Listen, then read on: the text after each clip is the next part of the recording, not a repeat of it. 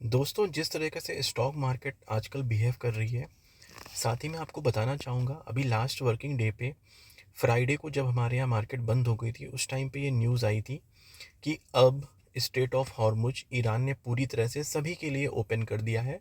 और इस न्यूज़ के आने के बाद से ही आपने देखा होगा, जो यूएस मार्केट्स के फ्यूचर्स हैं वो काफ़ी ज़्यादा बढ़ गए थे। और जो हमारे यहाँ क्रूड ऑयल है वो काफ़ी ज़्यादा गिरा था, ऑलमोस्ट 15% तक क्रूड ऑयल में एक समय पे गिरावट आ गई थी। हालांकि क्लोजिंग पे वो रिकवर हुआ था। और जस्ट अगले दिन दोस्तों क्या हुआ कि जो ईरान है उसने स्ट्रेट ऑफ हॉर्मुज को फिर से बोला कि अब ये बंद है।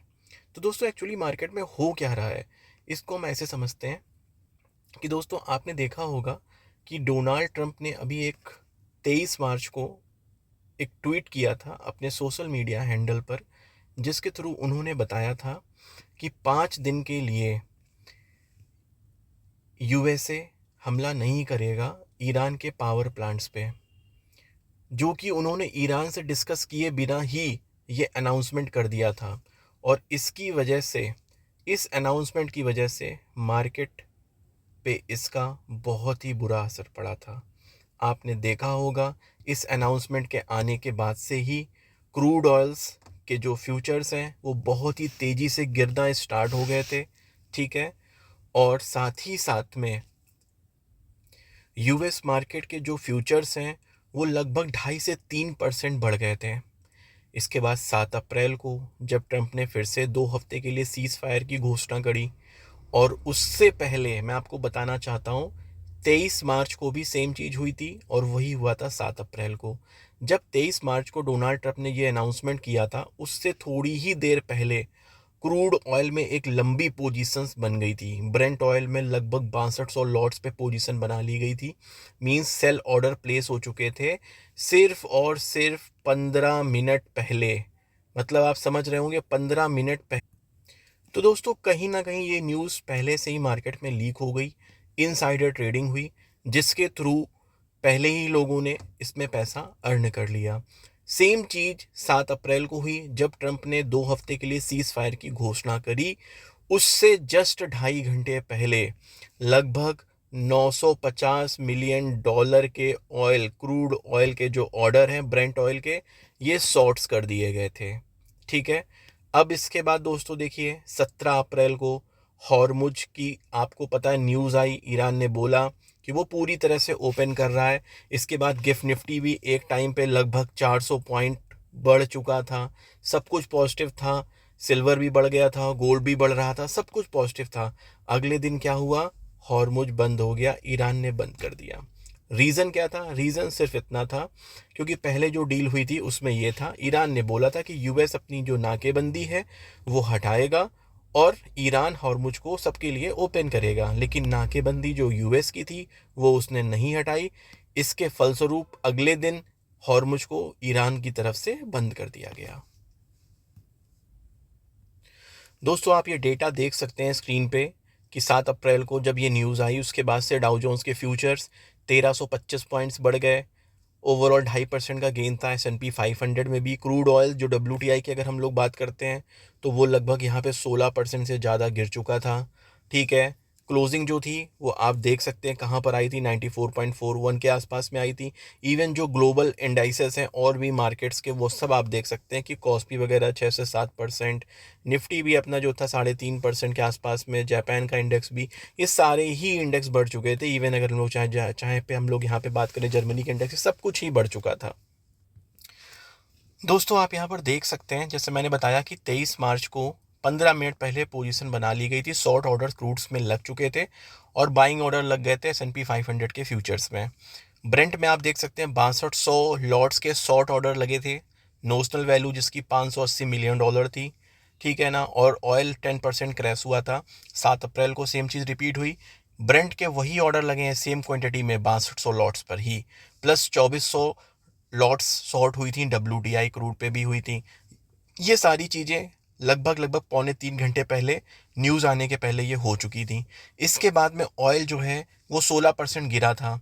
सेम चीज़ें रिपीट हुई। अब यहाँ पे एक कॉमन चीज़ है, 6200, ये सेम क्वांटिटी में लॉट हैं जो पहले भी माइनस हुई थी और 7 अप्रैल को भी सेम क्वांटिटी में माइनस हुई। अब इसमें क्या हुआ, इन चीज़ों के सामने आने के बाद से जो यूएस में सीएफटीसी है उसने इसको इन्वेस्टिगेट करना स्टार्ट किया।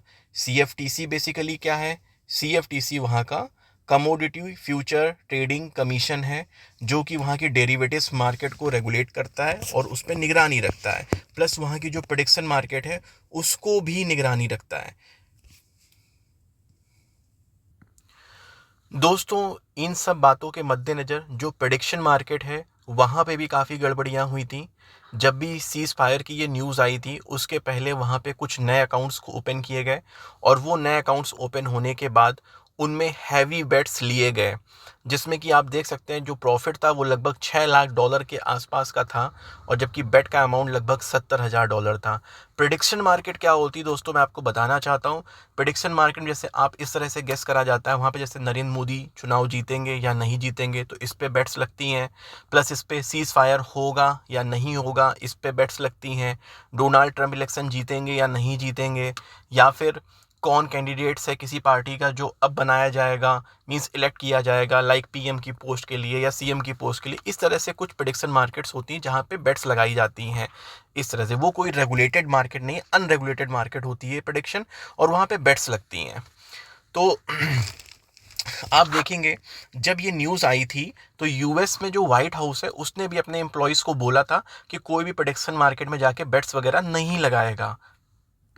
अब आप देखिए, एक तो सीज़ फायर की न्यूज़ के पहले लगभग 4 नए अकाउंट से इतनी ट्रेड्स हुई, प्लस यहाँ पे देखिए वॉर शुरू होने से पहले 150 से ज़्यादा पॉली मार्केट अकाउंट्स ओपन हो चुके थे, प्लस जो वेनेजुएला में जब यूएसए ने मदुरो को उठाया था उसके पहले देखिए गिरफ्त एक ट्रेडर ने $32,000 से $4 लाख कमाए थे प्रेडिक्शन मार्केट में इस बेट के थ्रू। ठीक है, व्हाइट हाउस ने वार्निंग किया, ईमेल करा अपने जो भी उनके कर्मचारी हैं उनको उसने ईमेल करके बोला कि आप बेट मत लगाइए, उससे दूर रहिए। ठीक है, ईरान ने भी इस पे संज्ञान लिया, उसने भी ट्रंप पे डायरेक्ट एलिगेशन लगाया ट्रेड से लेकर के कि वो रेगुलेट कर रहा है मार्केट को, क्रूड ऑयल के प्राइसेस में भी वो ट्रेड कर रहे हैं, तो इस तरह से एलिगेशन लगे वहाँ पे। ठीक है, साथ ही में ऑयल फ्यूचर मार्केट में और प्रेडिक्शन मार्केट में दोनों में ऑयल के जो रेट्स हैं वहाँ पे अनयूजुअल एक्टिविटी देखी गई, जिसको अभी सीएफटीसी जिसकी इन्वेस्टिगेशन जारी है अभी इन्वेस्टिगेट कर रहा। जो भी कानूनी कार्रवाई इसके बाद से अभी तक हुई है वो आप देख सकते हैं स्क्रीन पे कि सीएफटीसी ने क्या एक्शन लिया। यहाँ पर इन्होंने लगभग देखा और साथ ही साथ में इन्होंने जो रिकॉर्ड्स मांगे ट्रेडिंग से रिलेटेड, इसमें जो ट्रांजैक्शन वैल्यू है वो $1.45 बिलियन के आसपास में, जिसकी ये जांच कर रहे हैं, जो इनको लग रहा है कि सस्पिशियस है। ठीक है ना। इसके अलावा आप देख सकते हैं जो ये $950 मिलियन की बेट लगी थी ऑयल पे अप्रैल 7 को सीज़ फायर की न्यूज़ के पहले, उसको लेकर के भी अभी यहाँ पे जांच चल रही है। साथ ही में डेमोक्रेटिक पार्टी के कांग्रेसमैन है रिची टोरेस, इन्होंने भी यहाँ पे जांच की मांग रखी हुई है। हालांकि जांच अलग अलग लेवल से अभी वहाँ पर जारी है। स्ट्रेट ऑफ हॉर्मुज को लेकर के जैसा कि आपको पता है कि वहाँ से लगभग 20% सप्लाई होती है पूरे विश्व की। जो भी एक नैरो पाथ है वो है 34 किलोमीटर का लंबा है। 20 मिलियन बैरल पर डे यहाँ सप्लाई होती थी वॉर शुरू होने के पहले से, जो कि अभी बाधित है। इसके अलावा आप देखिए कि दोपहर को ईरान का स्टेटमेंट आया था जब नया मार्केट क्लोज हो गई थी उसके बाद में, कि वो हॉर्मुज को पूरी तरह से ओपन कर रहे हैं सभी के लिए। फिर ट्रंप ने भी इस पर ट्वीट किया था। ठीक है, लेकिन यूएस का जो ब्लॉकेट था वो जारी रहा, जिसके मद्देनज़र ईरान ने अगले दिन 18 तारीख को सुबह हॉर्मुज को फिर से बंद कर दिया सभी के लिए। साथ ही में दोस्तों इस मैनिपुलेशन को लेकर के जो एक्सपर्ट्स हैं और पॉलिटिकल लीडर्स हैं वो क्या कह रहे हैं, उनके क्या स्टेटमेंट है, ये आप स्क्रीन पे पढ़ सकते हैं कि उन्होंने क्या बोला है ट्रंप को और इस इन्वेस्टिगेशन को लेकर के क्या एलिगेशंस लगाए हैं। साथ ही में हमको क्यों लग रहा है कि ये मैनिपुलेशन है, इसको लेकर के हमने यहाँ पर कुछ पॉइंट्स मेंशन करे हैं, आप इनको रीड आउट कर सकते हैं। इसके साथ ही में हमने इसके काउंटर आर्गूमेंट भी यहाँ पे नोट किए हुए हैं, इनको भी आप रीड आउट कर सकते हैं। साथ ही में इसमें से एक दो पॉइंट्स ऐसे भी हैं काउंटर आर्गूमेंट्स के जो व्हाइट हाउस ने जारी किए थे।